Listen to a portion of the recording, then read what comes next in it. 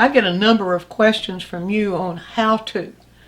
And what I try to do is to avoid how-tos as they apply to specific subjects, because I want you to have the ability to use a technique to interpret several subjects to which that technique might apply.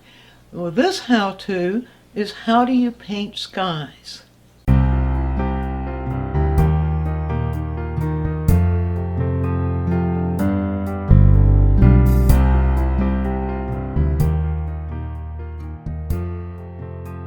Well, I assume when someone asks me how do you paint a sky, they mean a sky that doesn't have clouds, or maybe a sky that's mid-morning or early afternoon, because the sky is going to be different no matter where, or determined by where the light's shining and what time of day it is.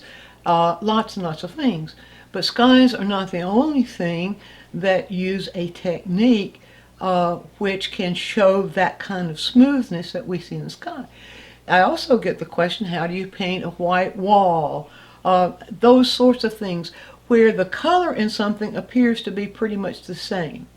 So what I want to show you is a technique that you can use for painting many things that might be the same color all the way across. So you might see a flat, appears to be a flat surface, even though we know a sky is not a flat surface. First, I want to show you what not to do. What not to do when you have a smooth surface like that, or what appears to be a flat surface. What not to do is, well, let me just show you. So I'll pick up some paint. Now, I'm not painting sky or anything else right now. I'm just going to pick up some paint and show you what I'm talking about. Because the surface is flat, you may have a tendency to do something like that, just moving your brush back and forth like that. The reason you don't want to do that is that it appears flat. It translates as flat. When we put paint, when we're painting with oil or acrylic, I should say, because there's a different little concept that works with watercolor and pastels than those other mediums. So let me distinguish that and say this particular technique applies more to oils, gouache, and acrylic. The light reflects onto the surface of our painting, and the way the light reflects is going to determine how the viewer sees it. So if you use strokes that just repeat themselves in the same direction, it's going to appear flat. Whereas if you use strokes that appear in multiple directions, it's going to have more depth. So that is the main thing about using the brush stroke. Now, if I were going to interpret this sky, I can come right down here and do that. Not the whole sky, I'll just show you a portion of it.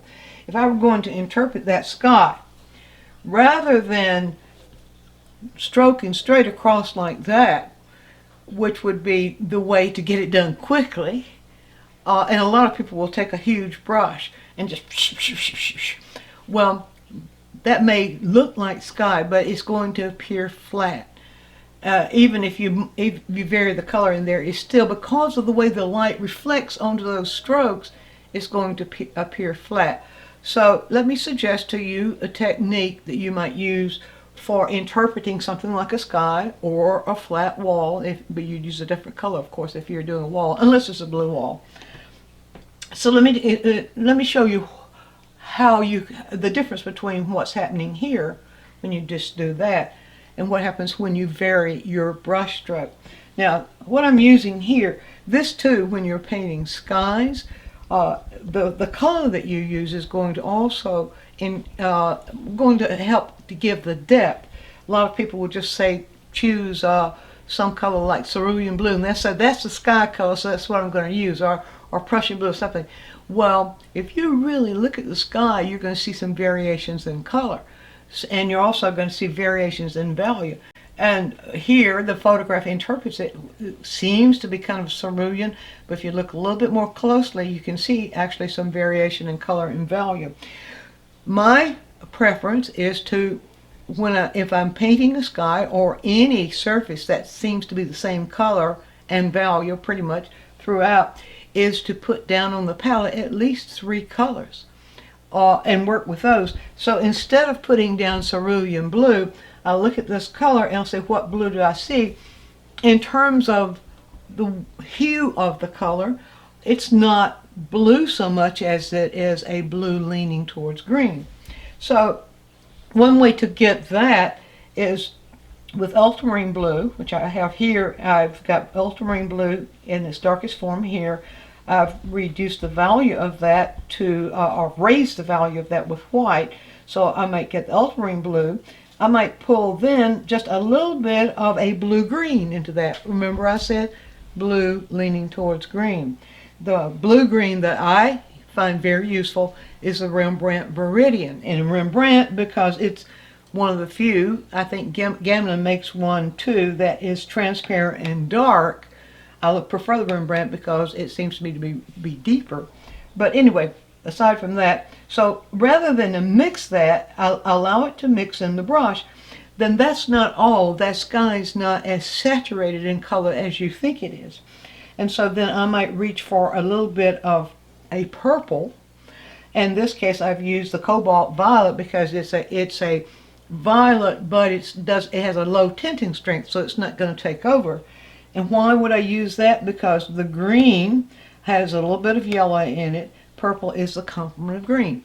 So you see, there are ways to think this thing through. So I might pull just a tiny bit of purple in that. Now I might stroke it here to see, yes, that is giving me very close. I'm going to put a little bit more blue in that, but not thoroughly mix it. Now, here I can begin to stroke by doing this. Pull the brush in one direction and then pull it in another direction and kind of weave. Now you can see, because I did not mix that color thoroughly, you can begin to see within that the depth that we can see in the sky itself.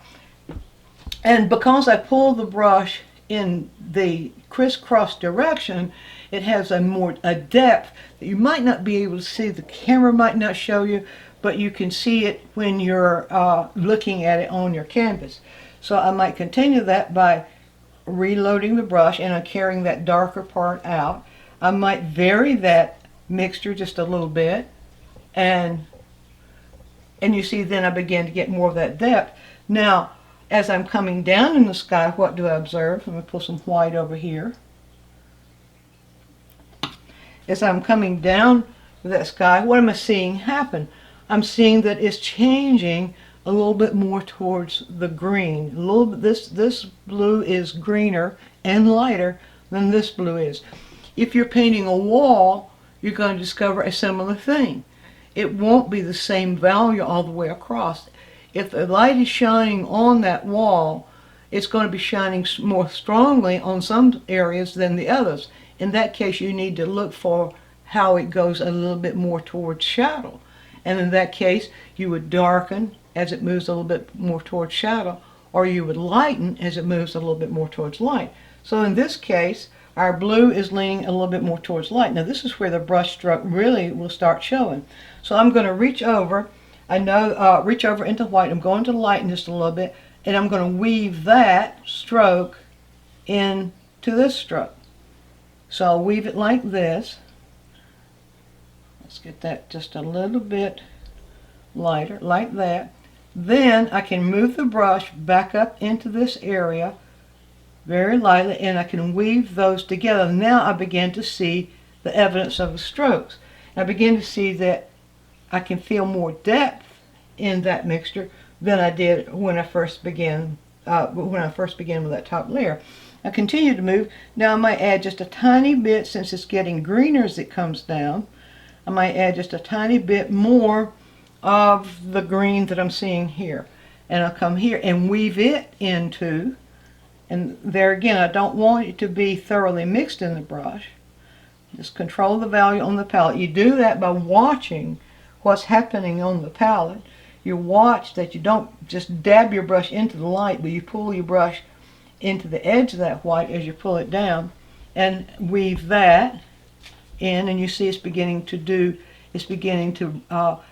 be interpreted very much like I see this, but I can wipe off the brush here like this, and I need to move now with a very light touch and just crisscross that upward like that. Now I have more of a depth to the sky, I have the brush strokes moving in various directions, which helps to give depth to that. Now, some of you may say, well, you don't want the brush strokes showing. Oh, and by the way, you can do that with a thicker paint and have even more brush strokes showing. But some of you will say you don't really want the brush strokes showing. Well, that is another method of painting, the more classical method of painting, where the strokes are smoothed out so that you don't actually see them. In that case, what you can do is to take a soft brush. Now, this is a mop that was created by Rosemary and Company. It's called the Monday mop, and that has a different use. But it's a relatively smooth brush. Any really soft brush will do this. So it doesn't have to be this particular brush. And you can just hold it lightly in your hand and do the same thing. Just give it a very light whisper touch. And you see how it begins to kind of smooth out? But because the brush strokes underneath are moving in various directions, then we still have the depth of the sky, even though the brush stroke is not showing. Now, that's just a very, very simple technique for painting anything that happens to be of the same color, a larger area that happens to appear as the same color. But remember, it may appear to be the same color. It might even change in color a little bit, maybe change in temperature a little bit, but it's also going to change in value depending upon where the light is showing. So try that. I do want to show you one other thing though before I close this out, and that is taking that same, we could take that same color and you can see the difference. If I just do this, you can see how that ends up being more of a flat, very, very flat, as opposed to the kind of depth we can get when we vary the directions of our brush strokes. Be sure to view all of our quick tips. And while you're doing so, subscribe to the channel, click on the bell so you'll always get a notice when we produce a new quick tip, which is every week. And if you have a question, leave it in the comments section and we'll make a quick tip for you. Also, take a trip over to DianneMize.com where I have full-length lessons, downloads, DVDs, lots of other stuff there, some free stuff for you. And while you're there, you can subscribe to the newsletter, and that way you'll always be informed every time we do something new.